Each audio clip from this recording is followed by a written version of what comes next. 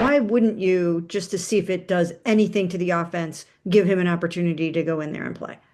Yeah, obviously my focus is where we are right now, Mary Kay. That's not my focus. So what is the focus? It's the difference, man. So what is the focus then, coach? If that's not the focus, the offense ain't the focus because your offense is abysmal. What is the focus? Our quarterback isn't maneuvering the ball down the field. We can't get him to throw the ball past 10 yards. You're designing everything for him to have quick look RPOs and dump offs. What is the focus, coach? Let me know.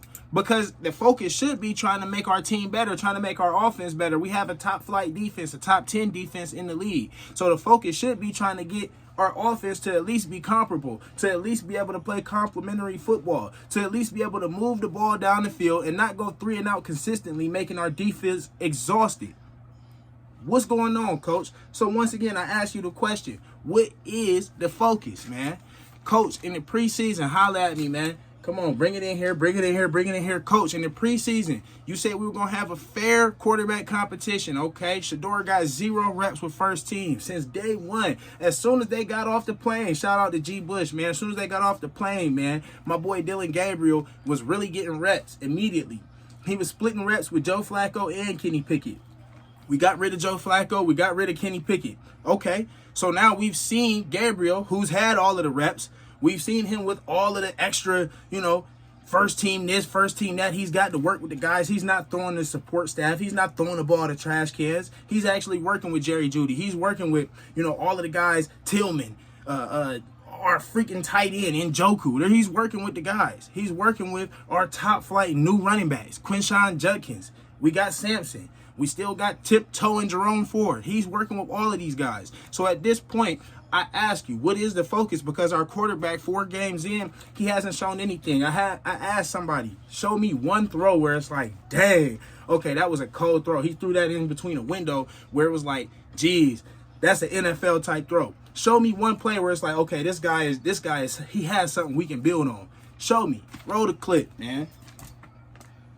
The thing about Dillon and SHEDEUR is Dillon Gabriel started getting first team reps immediately after he was drafted. The team, Kevin Stefanski, the coach staff, they said, this guy's ready for that. He's advanced. He understands the terminology. He understands how the offense operates. He's done this. He gets first team reps. He's ready to go. We're confident enough in him to trade Kenny Pickett and make him the backup quarterback. We're confident enough to make him the starter, and then we'll trade Joe Flacco and just get him out of here anyway, because we're confident in what Dillon Gabriel can do. He had all summer, all training camp, all preseason as that, the rookie that was taking first team reps. And after 4 games, it's clearly obvious he is not anything close to what they told us.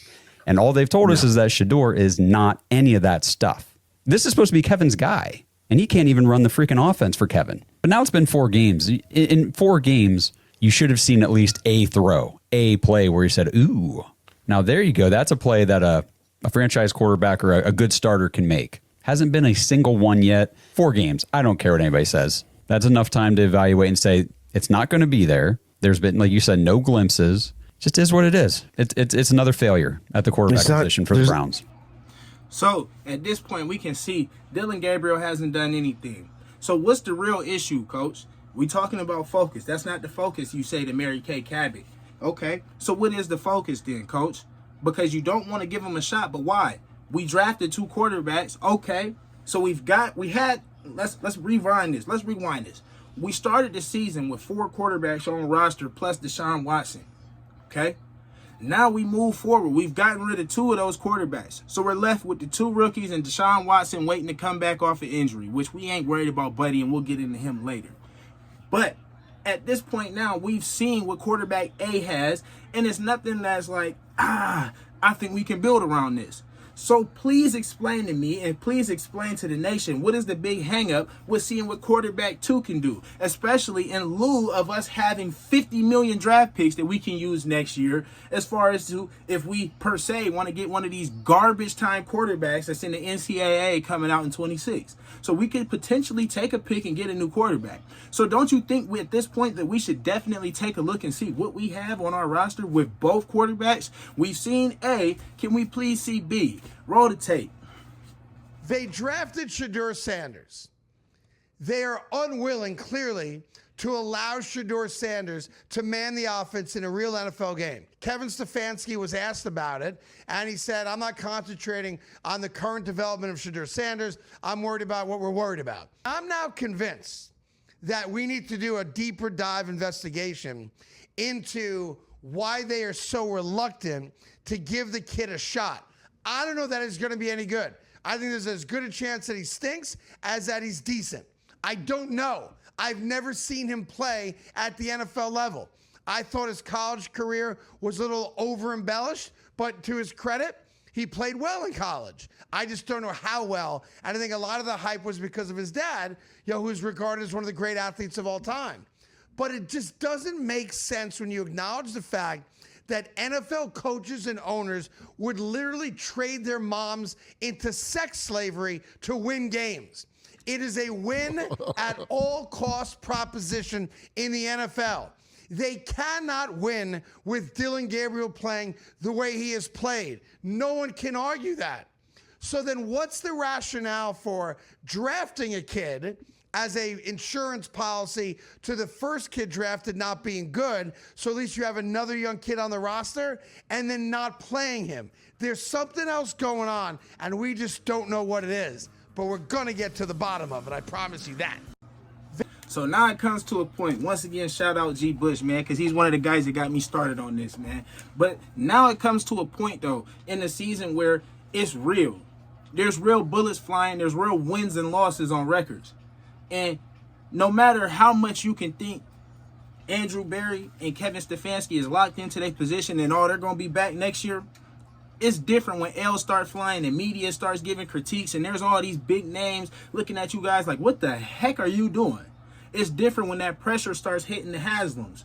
I'm not signed to the Cleveland Browns network. So you know what that means? That means I can call it for what it is.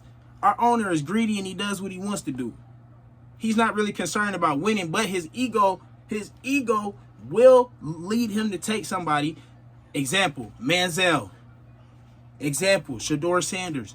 So with our owner being this kind of guy, it's going to move us in the direction where these outside people, these outside pressures that's coming in is going to start to get in his ear. You already see his kids on the sideline wearing 12 jerseys. So Kevin Stefanski can say this is not his focus and he's not worried about 12 all he wants to. It's going to come a point where he got to put bro in. He's going to have to see the field because everybody and their mom is going to be chirping. When they get to Cleveland, them fans going to get the rocket. We want 12. We want 12. We want 12. It's going to get the shaking in there, man. So once you have all these people doing this, you're going to have celebrities coming out. You already got one. Roll the tape. It's always tough with the Browns. I think SHEDEUR should be quarterback number one. I think he has what it takes. And, the other quarterbacks haven't been working there. And just because someone's getting paid more doesn't mean that they should be starting. That's my positioning on it. So what we going to do? Continue to be a laughingstock? You going to continue to keep playing around?